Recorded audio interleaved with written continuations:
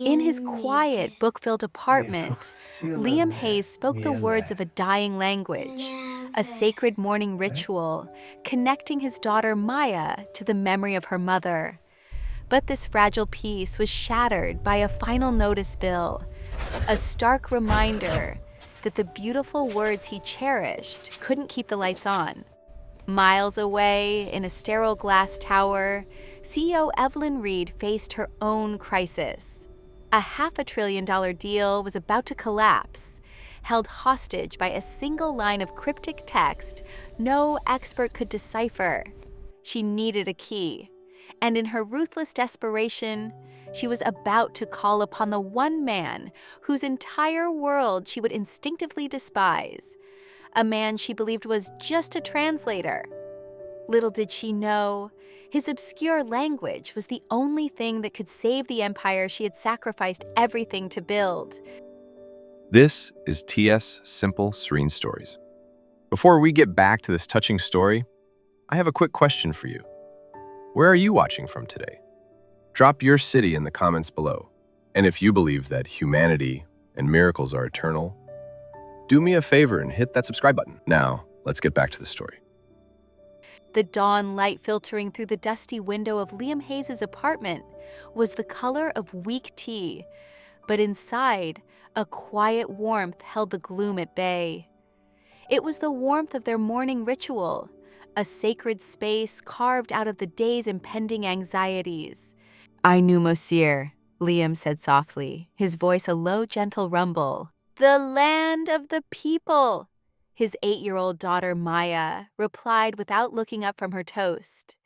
She pronounced the Ainu words with a careful precision that was a perfect echo of her mother's. Her dark hair, a straight silken curtain just like Hannah's, fell across her face as she concentrated on spreading a thin layer of jam. "Kamui, a god or a spirit?" she answered, taking a bite. This was their life, a world built from 2 languages, the English that paid the bills, or more accurately, didn't, and the Ainu that paid homage to the woman they had lost. The language was a living ghost in their small apartment, its cadences filling the spaces between the towers of books that threatened to consume every surface.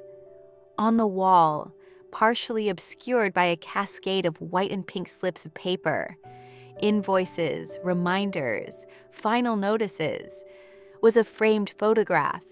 It showed a younger, less weary Liam at a university lectern, beaming as he accepted an award for linguistic excellence. It felt like a portrait of a different man from a different lifetime. His laptop pinged, pulling him from the memory.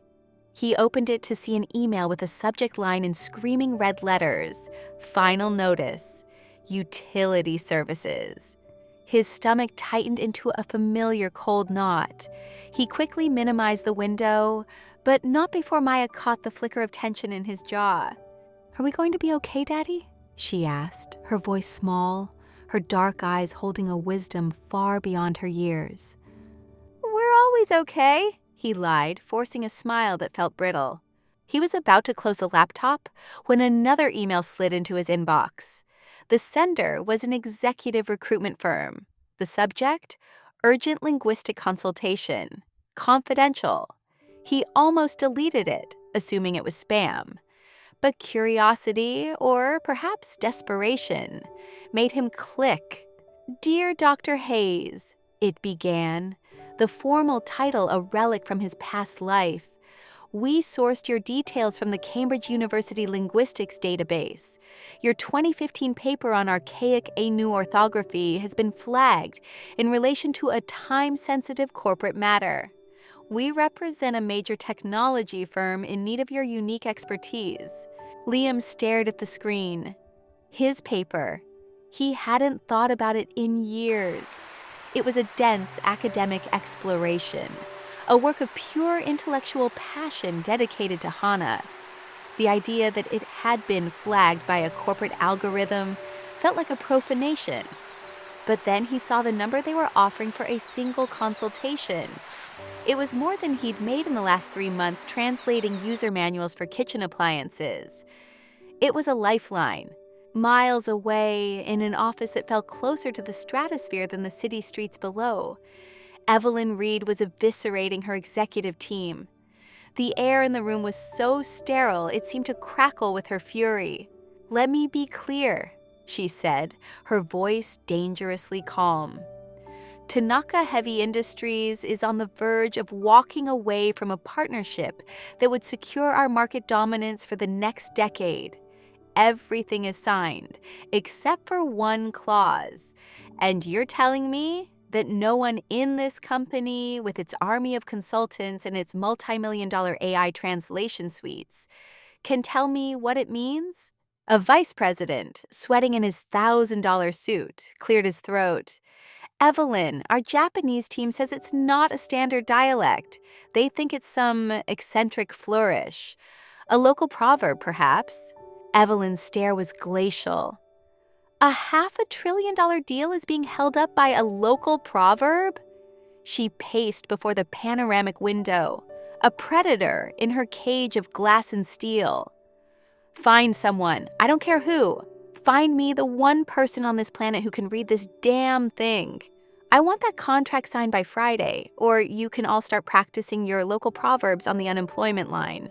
They scrambled out of the room, leaving her in the ringing silence.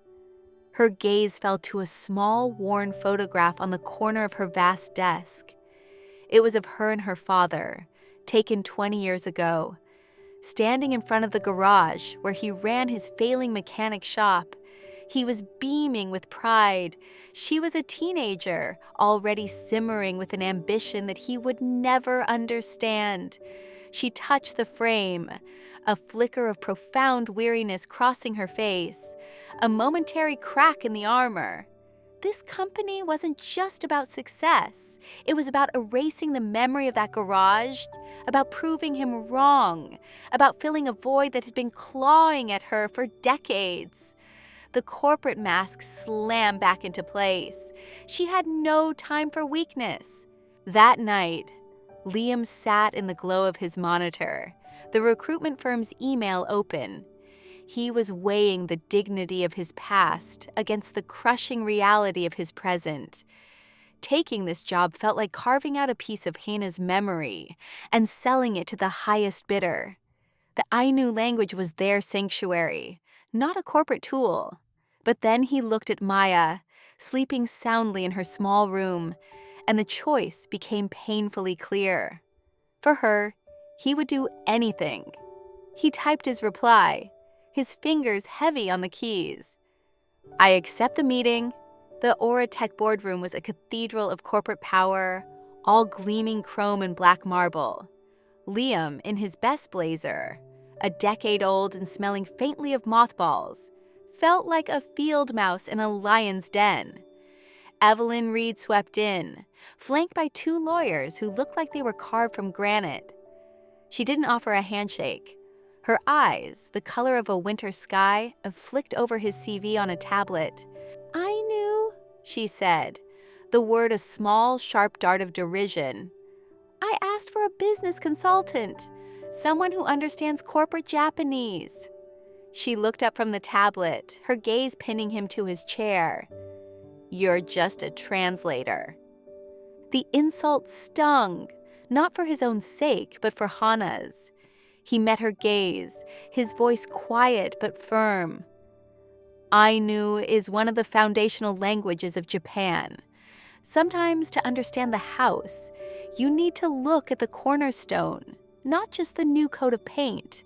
A flicker of annoyance crossed her face. She had no patience for metaphors, but she was out of time and out of options. "Fine," she snapped, gesturing for a lawyer to slide a tablet across the massive table.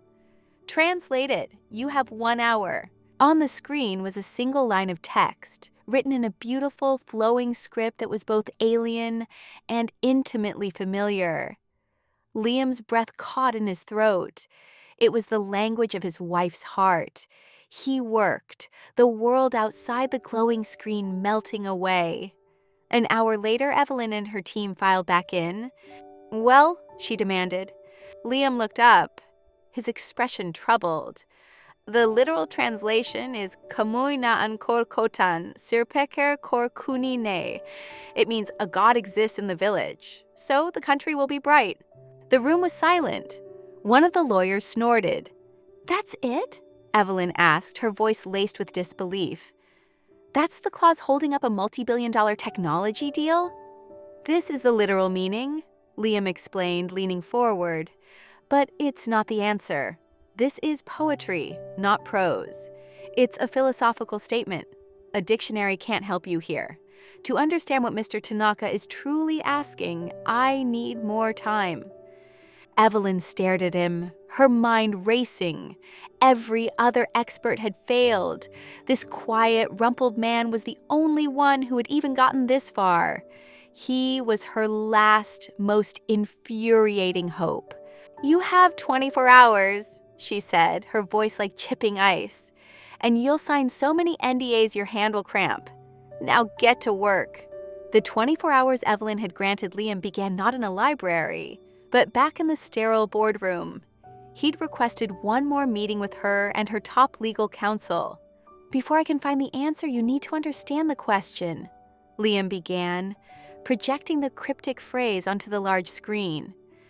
"Your team couldn't identify this for a simple reason. You were looking for a language, but this is a relic. It's Ainu, yes, but it's written in an archaic, calligraphic script that hasn't been in common use for over a century. The characters themselves are a test." He pointed to a specific, elegant swirl. "This isn't just a letter. It's a statement. It's designed to be understood only by someone who knows the culture intimately. Not just the words." The lawyers exchanged skeptical glances, but Evelyn was silent, her eyes fixed on Liam. For the first time, she was listening. "He isn't hiding the meaning," Liam continued. "He's protecting it." With that, he retreated into a world of digital archives and scanned manuscripts, the Aura Tech boardroom shrinking to the size of his laptop screen. He chased footnotes through obscure ethnographies and cross-referenced colonial-era Japanese census data with Ainu oral histories. He wasn't just translating, he was performing an archaeological dig into one man's soul. Hours bled together. His coffee grew cold. Finally, he found it. It wasn't in an academic journal, but in the online archive of a small local Japanese business magazine from a decade ago. The article was a profile on Kenji Tanaka. It detailed his rise, his corporate philosophy, and buried deep in the text, a personal anecdote. The interviewer asked him about his greatest influence. Mr. Tanaka didn't name a business guru or an economist. He spoke of his grandmother, an Ainu woman from a small village in Hokkaido. He recounted how she taught him that every river, tree, and mountain had a kamui, a spirit. Then came the quote that made the hair on Liam's arms stand up. "My grandmother believed a business without a soul is just a ghost," Tanaka had said. "It makes noise and takes up space, but it has no life. It cannot make the world bright." Liam leaned back, the pieces clicking into place with an audible snap. This wasn't a contract negotiation, it was a seance. Mr. Tanaka was trying to see if Auratech had a soul. Night had long since fallen, blanketing the city in a velvet darkness pricked with electric light.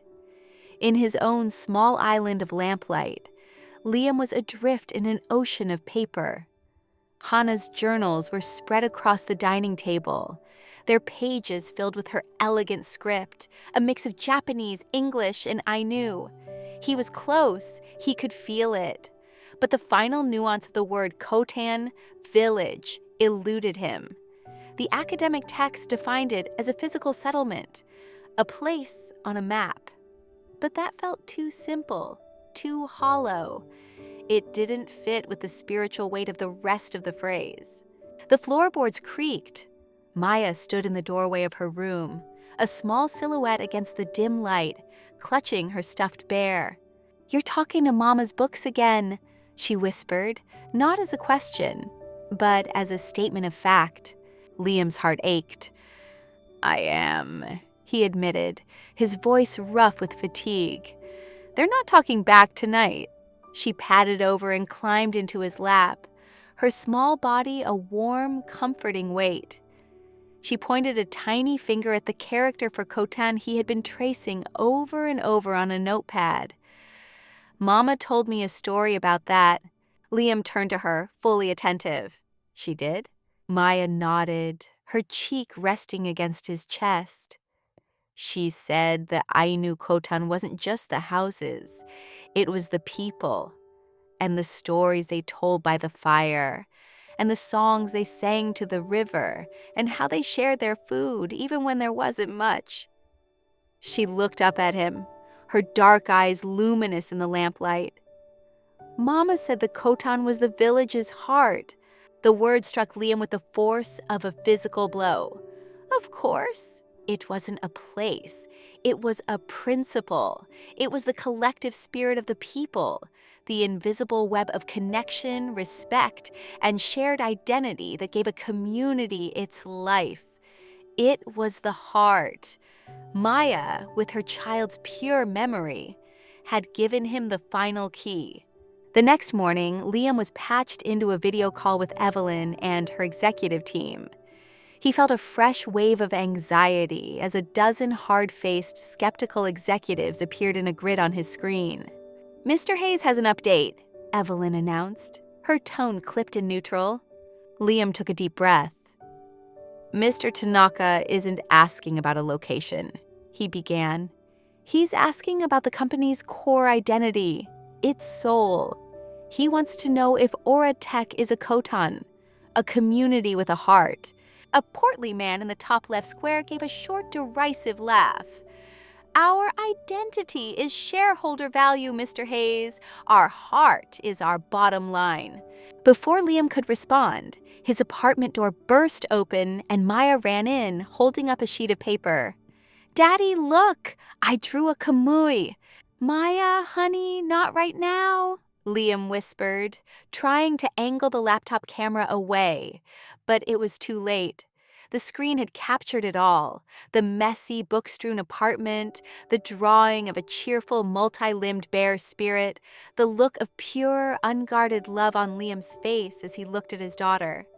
On the other side of the screen, in her silent, sterile office, Evelyn watched.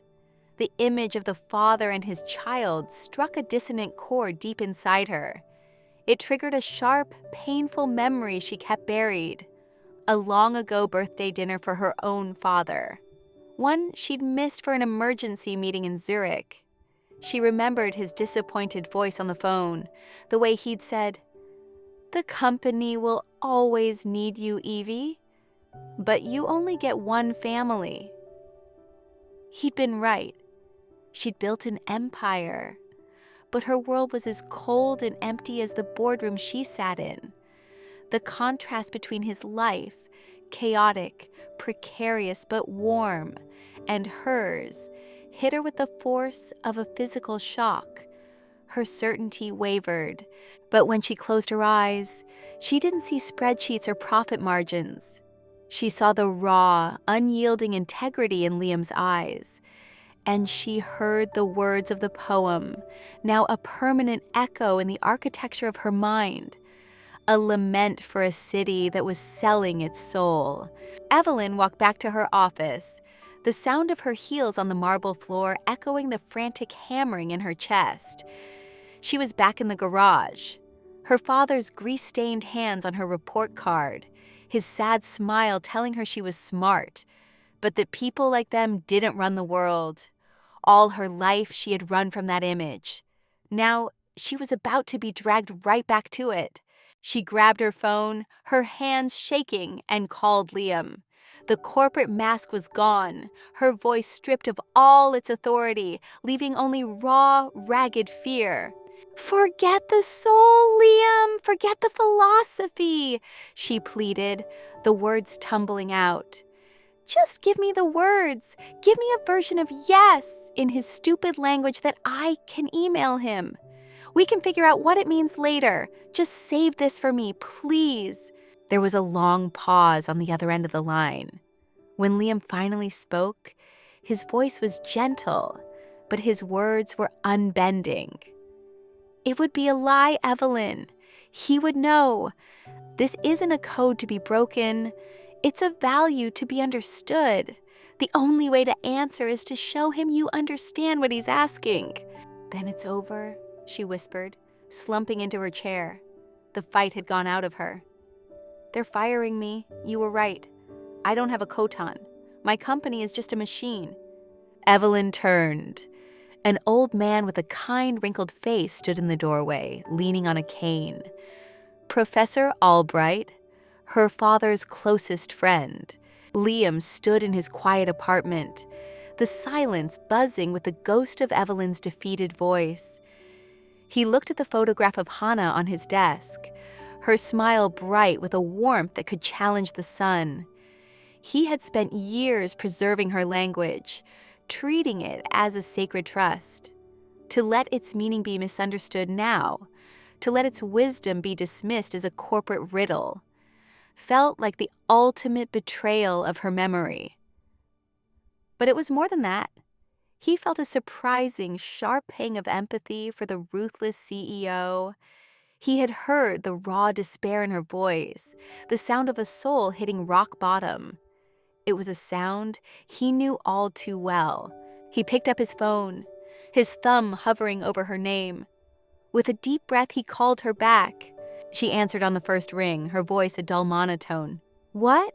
"It's not over," Liam said, his own voice filled with a conviction that surprised him. "Don't answer him with an email. Request a face-to-face video call, just you, me, and him. No lawyers, no executives. Let me speak." There was a long pause. He could hear the faint sound of her breathing. "Why would you help me?" she asked, the question devoid of suspicion, filled only with genuine confusion. "Because my wife believed that a single flicker of light was worth protecting in a world of darkness," he said simply. "And because her language deserves to be understood." Another silence, longer this time. When she finally spoke, her voice was ragged. "It's a Hail Mary, but it's all I have." She took a shaky breath, a hint of her old command returning, but repurposed. "I'll have my legal team work through the night.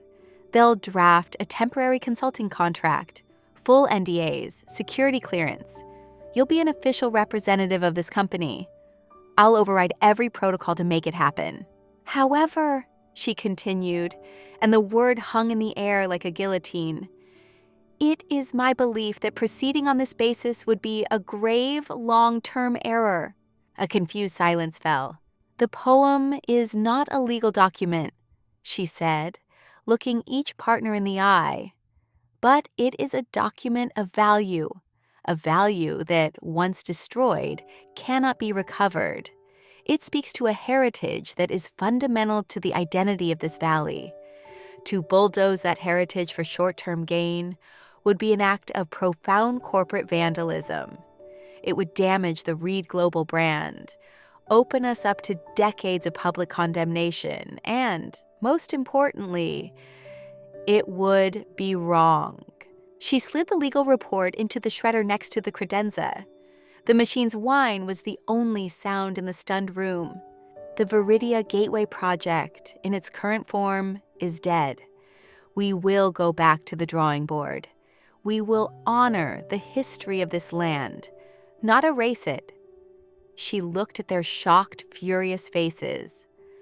"I understand this is not the outcome you expected. Your partnership agreements will be terminated and your investments returned in full." He did not just recite the phrase. He did not just explain the concept of kodan. He made it personal. "When my wife, Hannah, was sick," Liam said, the Ainu words flowing like a gentle river, "our world became very small. It was just our apartment, the hospital, and our daughter, Maya. There was no money, no great success. By any measure, our country was not bright. He paused, his eyes meeting Mr. Tanaka's on the screen. But Hana, she built a kotan for us within these four walls. It was in the story she told Maya, in the way she'd find the strength to laugh even when she was in pain, in the way she made sure our home was a place of spirit, even as her own was fading. She taught us that a community's heart is not measured by its size or its wealth, but by the strength of its connections and the honor it gives to each soul within it.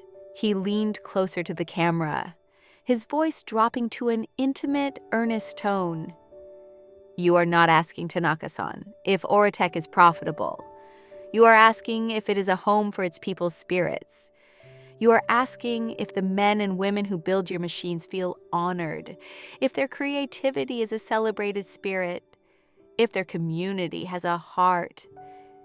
He took a deep breath, delivering the final crucial translation, Hana's translation.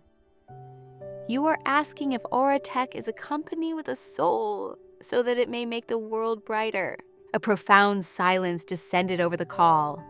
Mr. Tanaka's stern, inscrutable facade seemed to melt away, replaced by an expression of deep, resonant understanding. A slow, genuine smile spread across his face, crinkling the corners of his eyes. He looked at Liam, and for a moment, it felt as if they were the only two people in the world. He leaned forward, and in a voice thick with an emotion that spanned generations, he replied in the same nearly forgotten language of his grandmother. Hioyoep, he said, I am grateful. The deal was saved. A few weeks later, Liam stood not in the intimidating boardroom, but in Evelyn's personal office. The atmosphere was no longer one of conflict, but of a mutual, weary respect. Sunlight streamed through the floor-to-ceiling windows, illuminating the fine layer of dust that had settled on some of the corporate trophies. The deal is secure, Evelyn said, gesturing for him to sit. Tanaka-san is a true partner. But now, she sighed, running a hand through her hair, the real fight begins. I have to convince my board that a soul is a quantifiable asset. They want profit and loss statements, not philosophy. They think I'm insane. She looked at him directly, her gaze clear and serious. I'm not offering you a simple advisory role. I'm offering you a job, head of a new department. We're calling it human-centered strategy. Your job will be to help me prove them wrong, to help me build a kotan inside this machine. She gave a small, wry smile. It won't be easy. It might be impossible. Liam looked out the panoramic window, down at the sprawling city below, a vast, impersonal grid of steel and ambition. He thought of Maya, of the overdue bills, of his quiet life. He had a choice, to retreat back to the safety of his books, or to step into this new, uncertain world and try to infuse it with the values Hana had cherished. He had overcome his adversity. He had found a way to provide for his daughter. But this was something more. This was a purpose. He turned back to Evelyn, a quiet, determined light in his eyes, and gave a single, firm nod. The quiet persistence of hope had not just saved him. It had given him a new foundation to build upon. Author's note: this story utilizes the Ainu language and cultural concepts. The Ainu are the indigenous people of northern Japan and Russia's Sakhalin Island, with a rich history and a language that is critically endangered. This narrative is a fictional work inspired by the deep philosophical value embedded in their culture.